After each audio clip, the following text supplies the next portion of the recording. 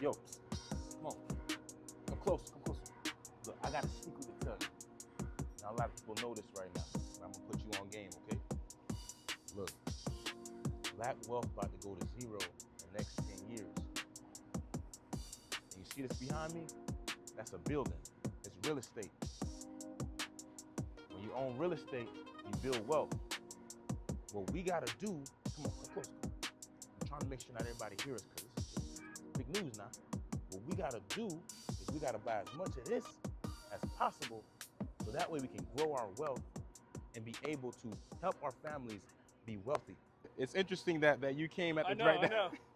Well, I was trying to leave to get out of the parking lot, but then someone pulled into the parking lot. Oh man, that's so crazy. Yeah, that's good. I mainly invest in single family properties. Mm-hmm. I educate people, teach them how to get started. Yeah. So my next stage is gonna be commercial buildings and apartment buildings. Commercial buildings is scary. Yeah? But we gotta talk about that. Well, we do a lot with the community. Okay. Athlete Connections Foundation.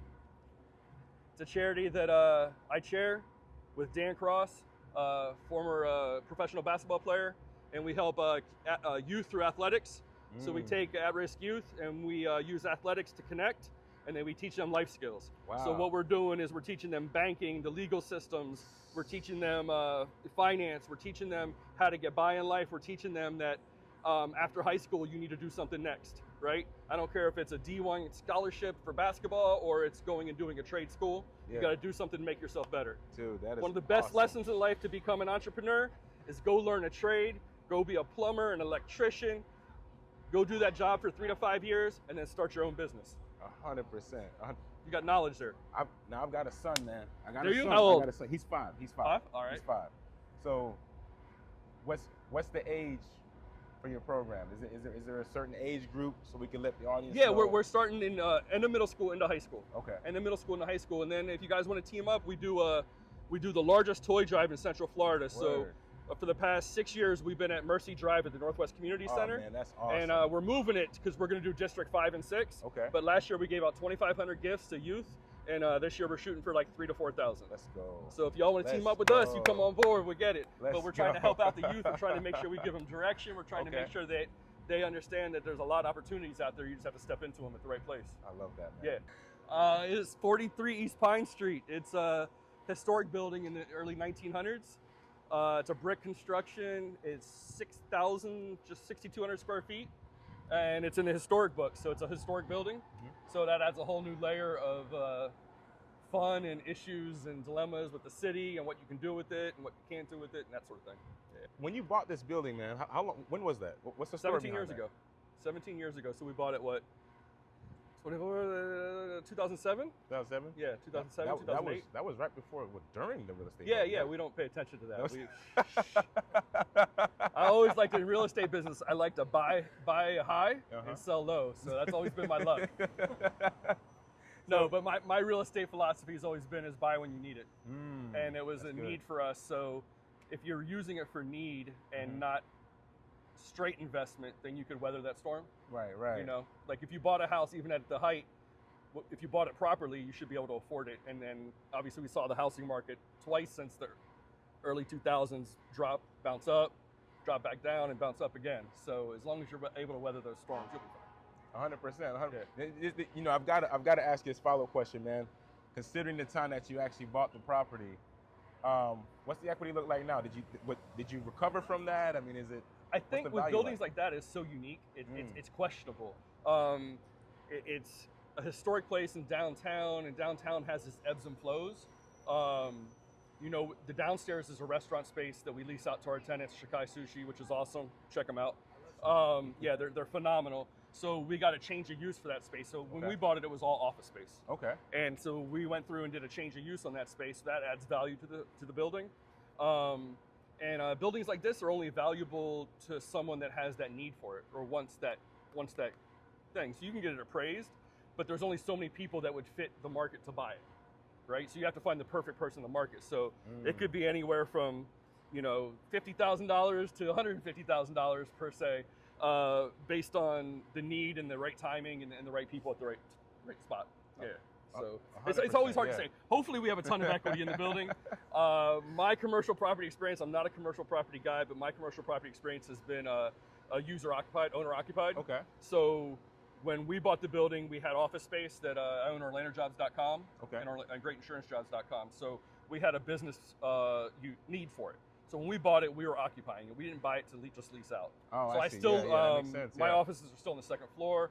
So we were able to lease out the space downstairs, and then we bought the building next door at 33 East Pine. Okay. And we own the bars. So we own Bullet and McQueen Social Lounge. Oh, nice. So we are owner occupiers of it, and that makes me feel a little bit better than just speculating on commercial real estate and trying to fill up the space. 100%. So it makes it a lot easier for me because there is a fear in having ex-occupant, open space, and how do you deal with that? It's much riskier.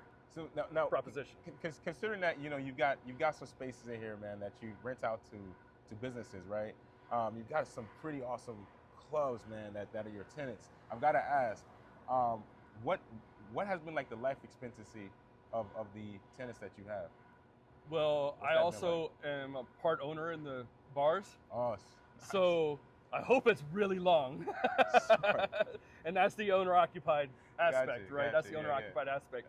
I mean, Bullet has been lasting. I mean, we're 17 years into Bullet, so we've been able to reinvent ourselves on the fly and not have to shut down and remodel and do that sort of thing. That's so cool, So man. just I'm not sure if you're familiar with Pro. Yeah. Which is a bar across the street. Yeah. We just shut that down in December, and we are currently remodeling that now and dumping a bunch of money into it. And probably in about 2-3 weeks, we'll be opening Sessions, which is a social lounge that has interactive experiences with music and creativity and things like that. Yeah, that's cool. So we're trying to bring some of that live music as well as DJ and all that sort of thing down here. So you're telling me when I came to Orlando in 2013, right? I was just getting into college, and Bullet was one of the nightclubs I'd come to. Well, thank you.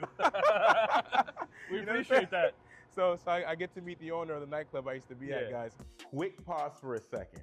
One thing that I've learned over the years is that success rarely comes from just having information. It usually comes from taking consistent action with the right tools and systems in place.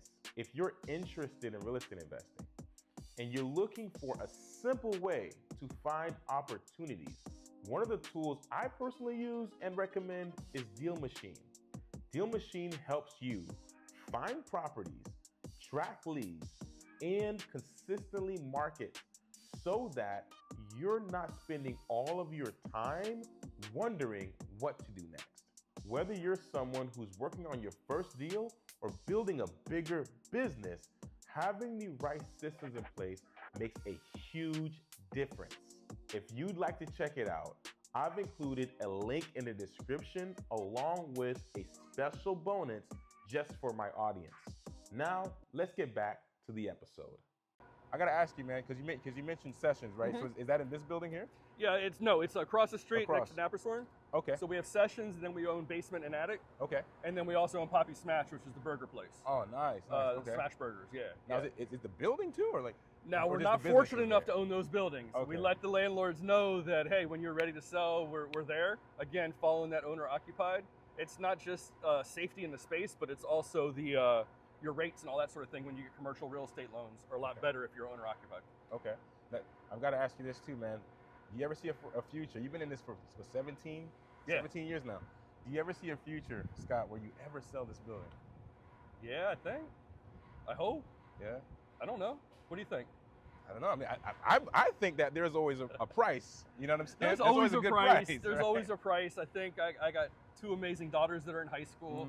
Not sure what they want to do with their careers. Right. An awesome wife. She's in the financial planning. She's in the financial planning business and that sort of thing. So I think we go along for the ride, and then you decide what happens when opportunities present themselves, and is it right or wrong in those moments. I was just talking to some people. I was at a charity golf tournament with Commissioner Burns today, and we were just talking about that. And this is back to life philosophy. If you're talking about business and commercial real estate, I always believe that goals are important for a lot of people. But a lot of times, if you just invest good things in life and then go along for the ride, some good shit happens along the way. Pardon my language. That's all good. It's all good. Yeah. You know what I'm saying? Goals are important, but a lot of times, if you put good and you hard work and you do those things, you don't have to have everything figured out. Because a lot of times when you try to figure everything out, you're paused. Yeah. And you got to keep it moving.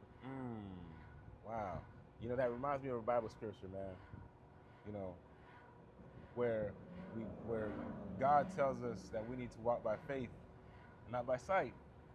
You know, and so everything that you've experienced was as a result of you having the faith to just jump in. Was this your first commercial deal, Yes. or have you? So this was, We leased for about 8 years for office space. Okay. And then we decided, just like if you're renting a house or renting an apartment, when you're able to come up with the down payment, or you're able to do first-time home buyers or thing like that, you're like, why am I spending and building equity for someone else when I can build equity for myself? And I'm a huge downtown fan. I love historic buildings. You know, we have brick walls, we have all that cool stuff in there. So to me, it was a natural vibe that we wanted to create for our office. You know, you wanted to create that energy. So for that sake, it was obvious. Were you scared? Yeah, I'm always scared. Yeah. I got a quick question. So about the city of Orlando and doing business in Orlando, how do you feel about the fact that you've been here for as long as you have? How do you feel about the city and doing business here for somebody that's maybe never visited? How many followers y'all got? No, I'm just kidding. No, the city's awesome. We're navigating a lot of issues with the city right now. Safety is the #1 concern in downtown, especially with the nighttime venues. I'm not sure how familiar you are with that. Yeah. There's the after a midnight permit that you're having to get, and we're spending a lot of money on officers, and we're dealing with the city trying to navigate through that and trying to get out of some of those situations because it's hurting us pretty bad. But everything in life ebbs and flows. Downtown is a little bit on a down market just because of the PR and everything, but downtown's amazing and it'll always survive. And with the direction the city wants to take it and where they want us to get to, we're in 100% alignment with that. It's just how do you get there, and there's a little difference of opinion, but we're always going to get there. I don't know if that was political enough for you. I tried to put some politics in there because I didn't want to bash nobody, but we need to keep it chugging. So that's always important. Keep it moving and going forward. Awesome, man. So what's the future you have in store for this for your business in this building? And just in real estate in general. Are you buying more property right now? What does that look like for you in terms of your wealth building journey? It's interesting. I always tell, we have a lot of people that work with us that are saying, hey, you've been a business owner for 24, 25 years. I want to do business. I have money. I want to invest, blah, blah, blah. And my biggest piece of advice is to have your money, have your time, have all your ducks in a row to be able to seize an opportunity when it presents itself. Sometimes people try to find opportunities and force the situation, but just like you in property, you're going to always be looking, but you're not going to force a bad situation. You want to find the right situation. So when the right situation comes available, it's important to have your financial situation and your timing situation lined up so you can seize that opportunity, because you don't know when that's going to happen. Like, we didn't know we were going to meet up today, but I heard you talking about real estate. I was like, oh, okay, what's up? So opportunities present themselves. So if you're ready to seize those opportunities when they present themselves, that's the ace in the hole. Yo, that is solid advice. Solid advice. Yeah. Listen, Scott, it has been a pleasure meeting you, man. Thank you for taking out time out of your day just to have this interview with us and share some of your experience. What do you guys post on? Instagram? YouTube, Instagram. Yeah, YouTube? If you got an Instagram, shout it out. Yeah. Hit me up at Scott KOT, Scott Cott, at Instagram, Facebook, whatever. I'm all the same. Awesome. Scott KOT. Awesome. Tag me in it, man. I follow up with you guys along the way. You got it. For sure. Pleasure to meet y'all.